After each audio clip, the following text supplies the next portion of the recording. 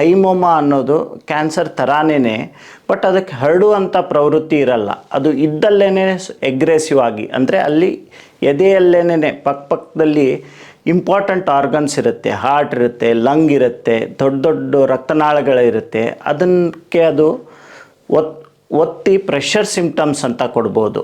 So ಅದು locally aggressive tumour ಅಂತಲೇ ಹೇಳ್ತೀವಿ ನಾವು. ಈ ಥೈಮೋಮಾ ಯಾಕೆ ಬರುತ್ತೆ ಅಂತ ಸರಿಯಾಗಿ ಕಾರಣಗಳು ನಮಗೆ ಗೊತ್ತಿಲ್ಲ.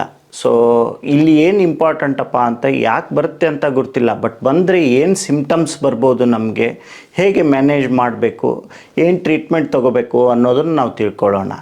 ಇಂಪಾರ್ಟೆಂಟಾಗಿ ಥೈಮೋಮಾದಲ್ಲಿ 2 ಥರ ರೋಗ ಲಕ್ಷಣಗಳು ಬರುತ್ತೆ. ಒಂದು, ಅದು ದೊಡ್ಡದಾಗಿದ್ದಾಗ ಅದು ಅಲ್ಲೇ ಪ್ರೆಷರ್ ಸಿಂಪ್ಟಮ್ಸ್ ಅಂತ ಹೇಳ್ತೀವಿ. ಅದರಲ್ಲಿ ಏನಪ್ಪ ಇಂಪಾರ್ಟೆಂಟ್ ಅಂದರೆ ಬ್ರೀದಿಂಗ್ ಡಿಫಿಕಲ್ಟಿ ಆಗಿರ್ಬೋದು, ಅಥವಾ ಕೆಮ್ಮಿರ್ಬೋದು, ಅಥವಾ ಈ ರಕ್ತನಾಳದ ಮೇಲೆ ಒತ್ತಡ ಆದರೆ ಅದಕ್ಕೆ ನಾವು SVC ಸಿಂಡ್ರೋಮ್ ಅಂತ ಹೇಳ್ತೀವಿ, ಮುಖ ಉದ್ಕೊಳ್ಳುತ್ತೆ. ಸೊ ಇವೆಲ್ಲ ಸ್ವಲ್ಪ ಕೇರ್ಫುಲ್ಲಾಗಿ ಇರಬೇಕು.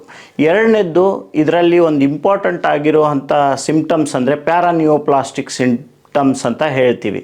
ಇದರಲ್ಲಿ ಒಂದು ಇಂಪಾರ್ಟೆಂಟ್ ಏನಪ್ಪ ಅಂದರೆ ಮಯಸ್ಥೇನಿಯಾ ಗ್ರೇವಿಸ್ ಅಂತ ಬರುತ್ತೆ.